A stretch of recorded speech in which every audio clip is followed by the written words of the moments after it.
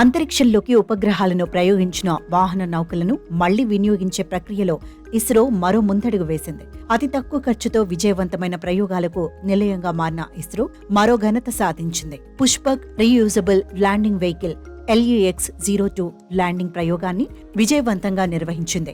కర్ణాటక రాష్ట్రం చిత్రదుర్గలోని aeronautical test రేంజ్లో ఈ ప్రయోగం జరిగింది. దీంతో దేశ సాంకేతిక సామర్థ్యాలను విస్తృతం చేసుకోవడంతో పాటు అంతరిక్ష యాత్రల ఖర్చును భారీగా తగ్గించుకునేందుకు RLV దోహదపడనుంది.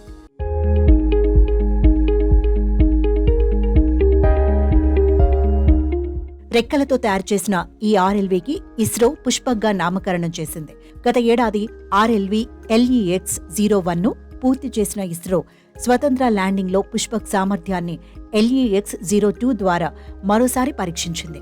IIF-కు చెందిన చినూక్ హెలికాప్టర్లో RLVని 4.5 కిలోమీటర్ల ఎత్తుకు తీసుకెళ్లి వదిలిపెట్టారు.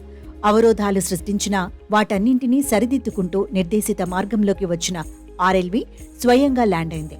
అత్యంత ఖచ్చితత్వంతో రన్వేపై దిగిన ఈ వాహన నౌక brake parachute, landing gear brakes, nose wheel steering system సాయంతో తనకు తానే ఆగిపోయింది.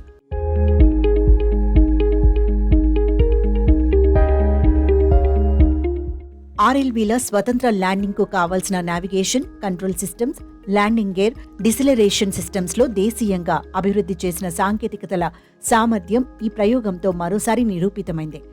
LEX-01లో ఉపయోగించిన బాడీ, ఫ్లైట్ సిస్టమ్స్ని తాజా ప్రయోగంలోనూ వాడారు. దీంతో హార్డ్వేర్, ఫైట్ సిస్టమ్స్ పునర్వినియోగం సామర్థ్యం సైతం తాజా ప్రయోగంతో నిరూపితమైంది. LEX-01 పరిశీలనల అనంతరం అధిక లోడ్ను తట్టుకునేలా ఎయిర్ ఫ్రేమ్ స్ట్రక్చర్, ల్యాండింగ్ గేర్ను ఈసారి బలోపేతం చేసినట్లు ఇస్రో తెలిపింది. ఇక ఇస్రో నిర్మించబోయే అంతరిక్ష స్పేస్ స్టేషన్కు విడి భాగాలు, వ్యోమగాముల తరలింపులో ఈ రాకెట్ కీలకం కానుంది.